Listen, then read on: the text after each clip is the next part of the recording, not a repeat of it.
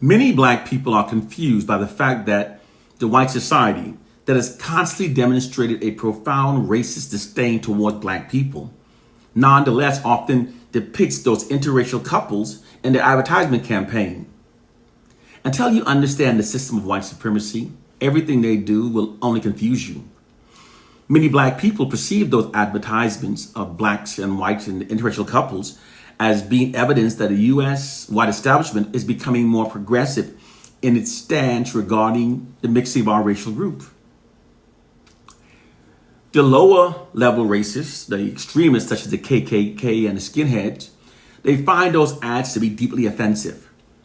But the ruling white elites who are behind those advertisements, who places their time, effort, finances into those propaganda campaigns, constantly showing interrelationships between blacks and whites, does so actually for the benefit of the system of white supremacy. Here's how. Not only is the birth rate of blacks 3 times higher than that of whites, the white population has the lowest birth rate of all other racial groups. Therefore, promoting those interracial relationships, has the potential of having more mixed babies born, mixed babies that can then be socialized to think in ways that support the system of white supremacy. With our black communities, we often say that as long as one of your parents are black, then you're black. And we label the person as merely being light skinned. But that's not how the ruling white elites and the social scientists who controls our society looks at the world. You see, we are amongst the blind sheep masses. We are therefore ignorant about what's really happening. We don't see the real social engineering sciences of what's happening behind the scenes for the benefit of the system of white supremacy. So here's an explanation of how promoting those interracial relationships actually benefits the system of white supremacy. Let's say that on an average year, there are 1,000 pure white babies born, one Caucasian babies born each year. However, by promoting more relationships between our racial groups, this can result, let's say, in an additional 2,000 mixed babies born during the same year, babies that are half white, half black. These mixed babies can then be socially engineered, socialized to think and behave, to be embedded with the same ideology as the pure white babies, the Caucasians, thus making the system of white supremacy much stronger. I know for some people the example might not be clear enough. So I'm going to give you a military example presented in a form of a question. Which is the stronger army?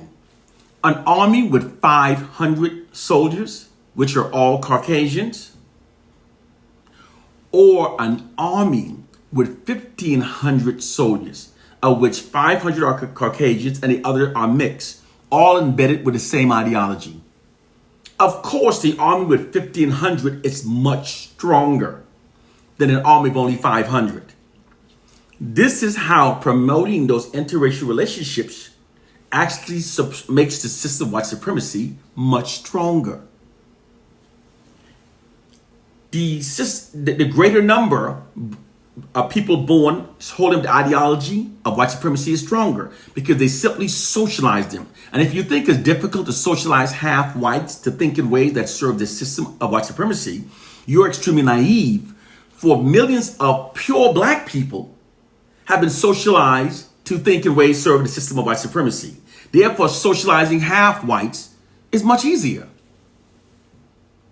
Because our perception of reality has been distorted by the white society's media propaganda campaigns, many people might falsely assume that those interracial advertisements are being made to make white people more comfortable about being in relationships with black people.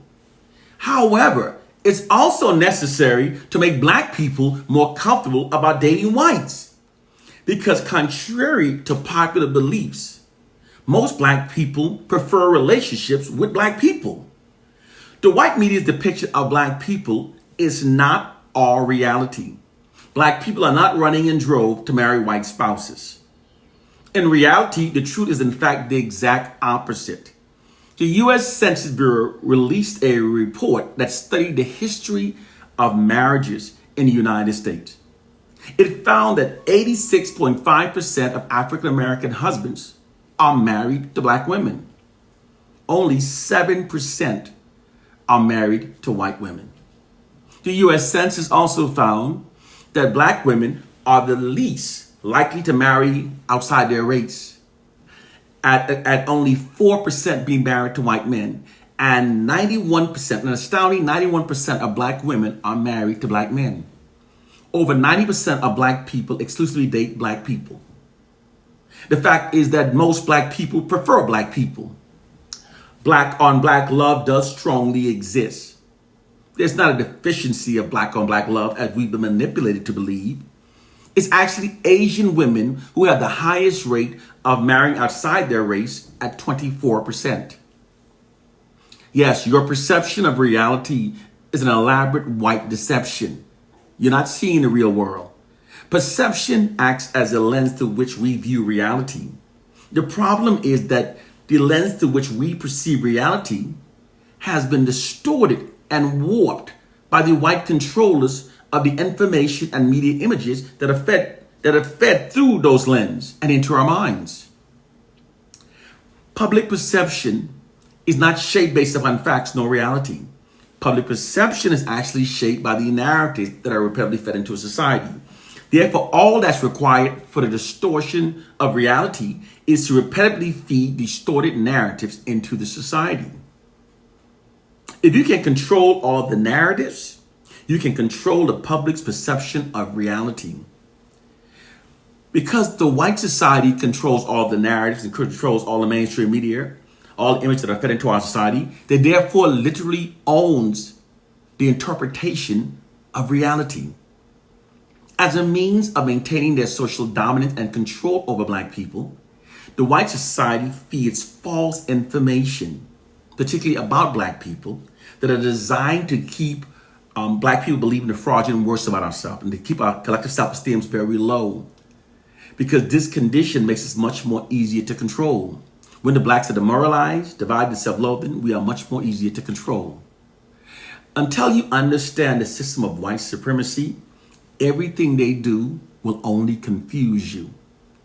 And I'll tell you straight, if you are not a critical thinker that questions the validity of all information you receive by the white society, then they've already mentally enslaved you. There is no exception. The African slave of the 21st century are those who cannot unlearn all the mental enslaving lies the white society have embedded into your mind. One love and peace.